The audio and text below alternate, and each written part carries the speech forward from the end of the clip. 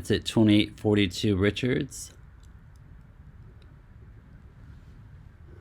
And it is a 2 1-bathroom duplex. They didn't put the square footage. But we're in luck because this is a tax foreclosure by the city of Milwaukee. So city of Milwaukee will have that information. But I want you to look at this right here. This is only open to owner occupants through April 30th. Okay, it's got a scope of work of $66,000. But what this means is that no investors can buy into this neighborhood for the first 30 days. You cannot use any investor loans or anything. You can use a loan in your own name, and you can be an owner occupant. And at a certain point, if you want, you could turn it into a rental, but you might have to convert the loan into a different loan to make it a rental property. So we're going to go ahead and use this as the subject property, but I really need the square feet for that. So I'm going to go to the city of Milwaukee. I'm going to go to city real estate. I'm going to go to city houses. So current listings are for owner occupants. These are actually not on Zillow. Extended listing is when the 30 days has passed. So it's for investors and owner occupants. Broker listings is where we're going to go because that was listed by someone. Okay. So we are looking for North Richards. And we have found it. Not too big, 1,772 square feet total. So we are going to grab our spreadsheet.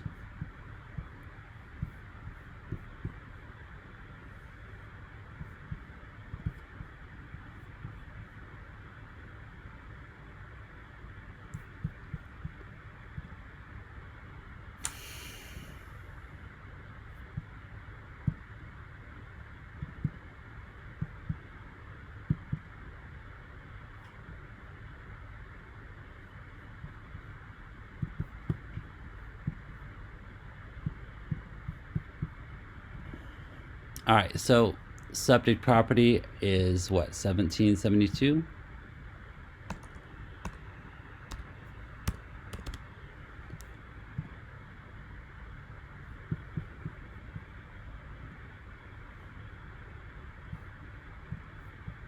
And it's a 4-2.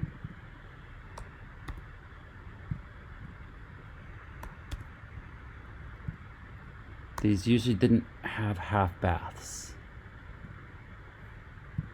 Now back to the listing. We're looking for the basement and the garage.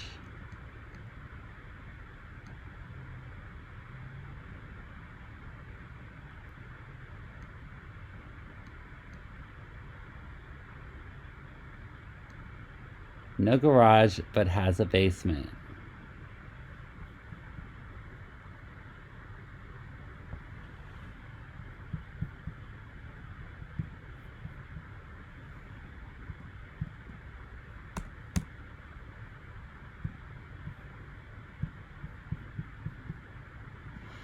All right. So we're going to go back to our up and coming neighborhood. And we're going to look for sold listings. And in order to get closer to what we want, we're going to keep it close to the values of the subject property. Now, in a gentrifying neighborhood like this, it's sometimes hard to tell between the sold properties, what a good comparison is, because some of the sold properties, like this will be a sold property, right? When it sells, and it's going to sell for probably around $30,000. It's not a good comparable for after resale value. Okay, and I don't want it any bigger than 2,500, we'll say. Let's see what that gives us.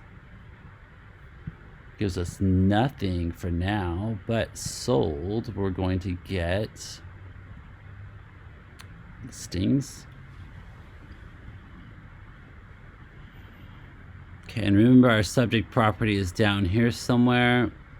So let's take a look at this one.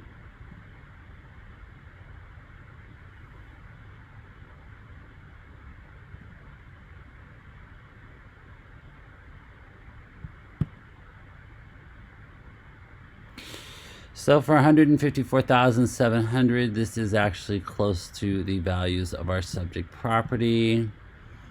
It's a little bit less square footage.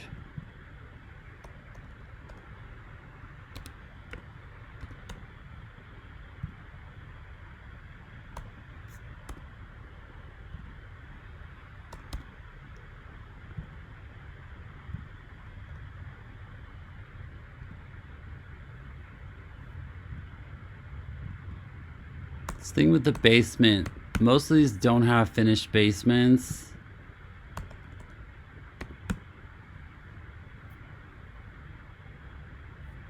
But does this one have parking? A garage, actually, more specifically.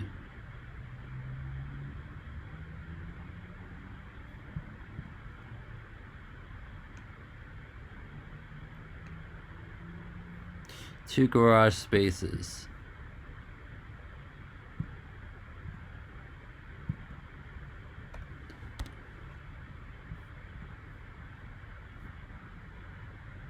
Okay, and it's sold for 154,700.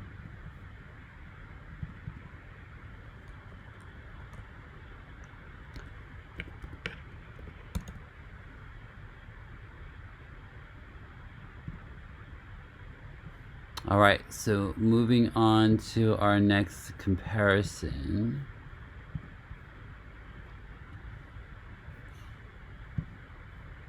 I can almost guess what the price is gonna be, but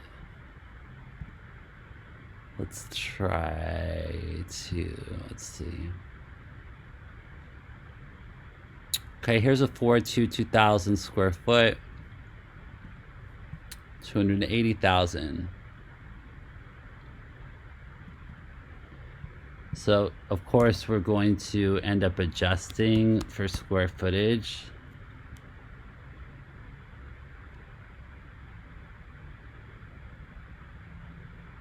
And bathroom.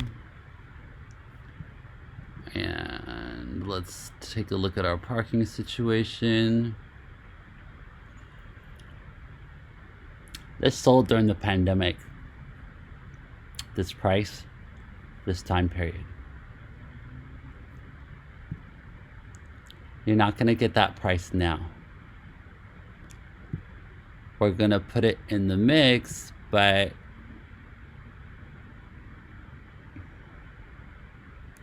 okay, so it's got the garage.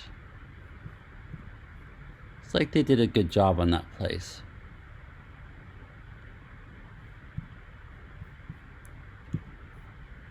And they got a good deal. Sold for almost $300,000. Now, this is adjusting at $25 a square foot for the comparisons. I'm gonna say actually 100 per square foot is probably a little bit more accurate for this scenario. Yeah, it takes it down a little notch. Okay. So we're gonna move on to our third comparison, and I am arbitrarily randomly picking these, just like anybody else would that would be doing this. Okay. Not a good comparison.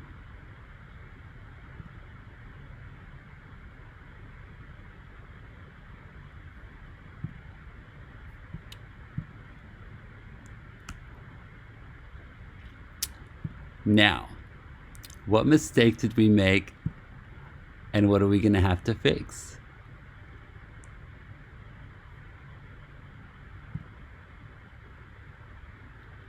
So we're gonna go with this 4-bedroom, 2-bathroom for $1,500. Does anybody know what the mistake I made was? I didn't set it to 6 months. I set it to any. And that's why we had homes coming up during the pandemic. The pricing was a lot different. That is why you only go back so far.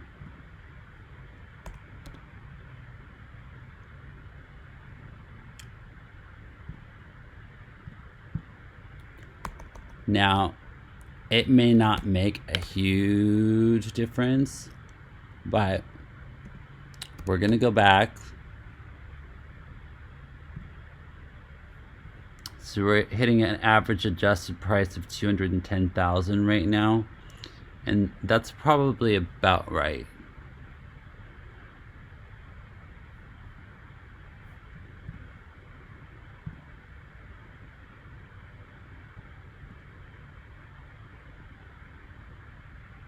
Not even close. 8 bedrooms.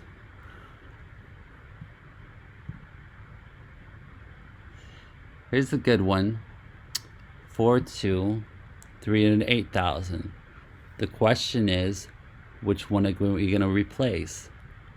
Well, I'm gonna replace house number 1 with this. Yes, we still have to replace house number 2.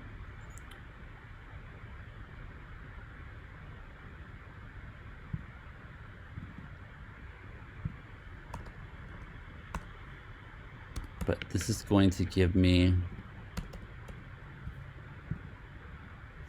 so our average adjusted price moves up to $241,000.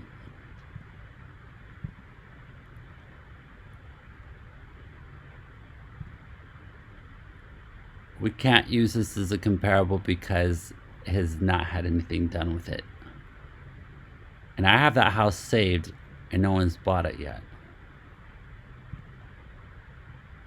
We can't do the 8-bed, I mean we can, but we can move north.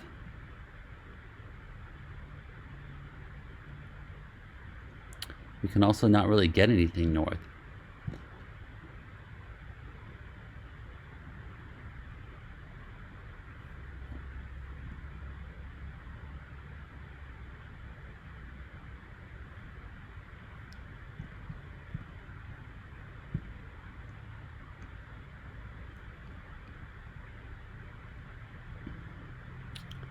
But right here, we can get comparable homes. This is the home. We gotta love it.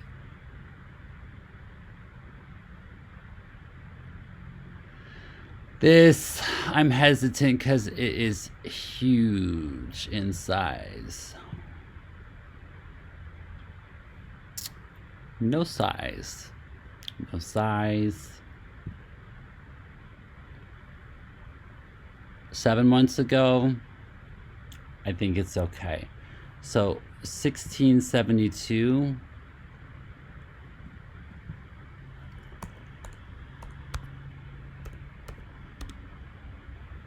It's also a 4.2.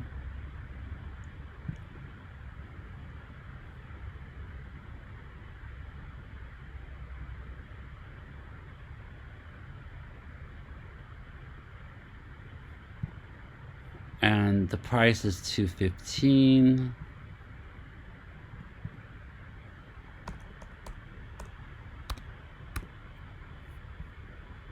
Let's make it even. Okay, so that's giving us an average adjusted price of $231,000 for that other house, and this one sold for $215.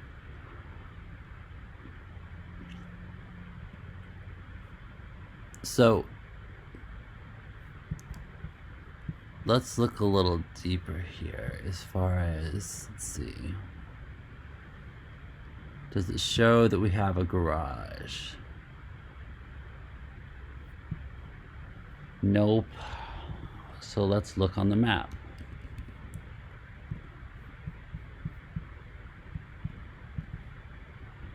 You want to be as accurate as you can. It's not always possible, but if you can, why not?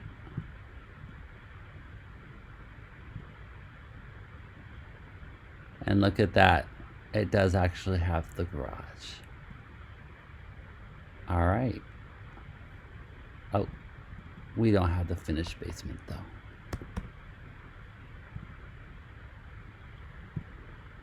Did really virtually nothing to the price. Okay, so we're good with these numbers. I think this is actually a little too much for that little house. Personally, I think these two numbers are much closer than this.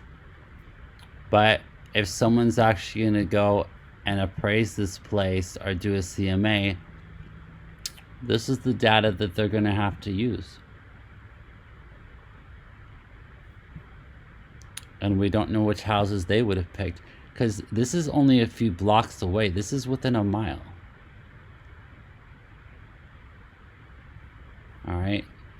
So now that we've got 231,000, we're gonna go with our flip calculator.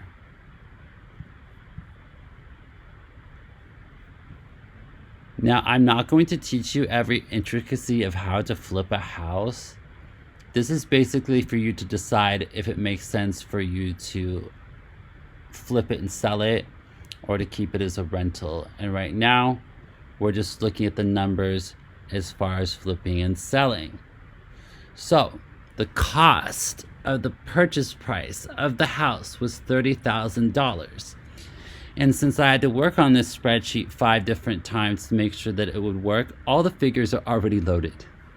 So our total acquisition cost for this is $98,991.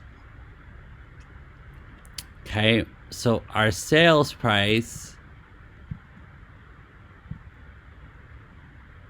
let's sell it for the $214 that the other house sold for, and be on the conservative side with it. Okay, yeah, it's not going for $2 million here. So, oh, come on, let's not do this again. No. Okay. Gotta love Excel. We're only paying 3%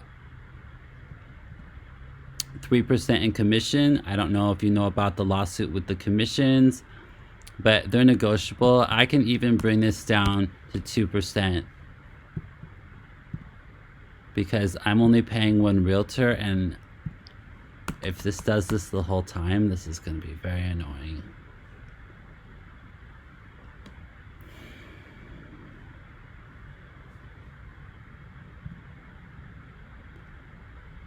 Yeah.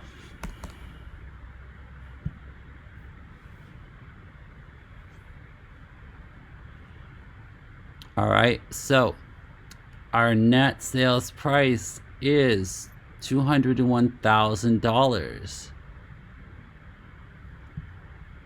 Our all-in cost at 5 months, which this probably should only take you 5 months to do, $107,800.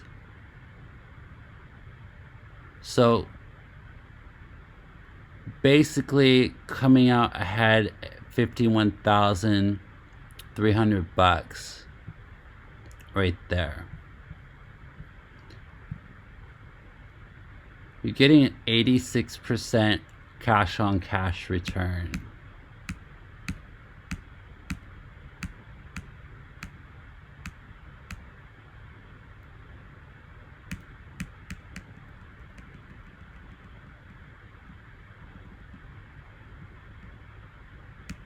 So if you bought this today, could you make this a rental, or would you sell it as a flip? it was a trick question. As you buy it today, it's owner occupant only, which means depending on the type of loan, depending on what you're going to do with it, you're not going to turn it into a rental though yet. So will this house still exist in 8 days? Probably.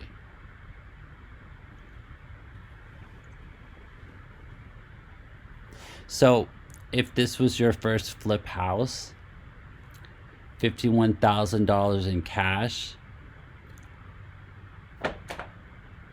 I would go ahead and take the $51,000 in cash. You're going to have to pay taxes on it, but we're going to go back here. And we're going to reset all the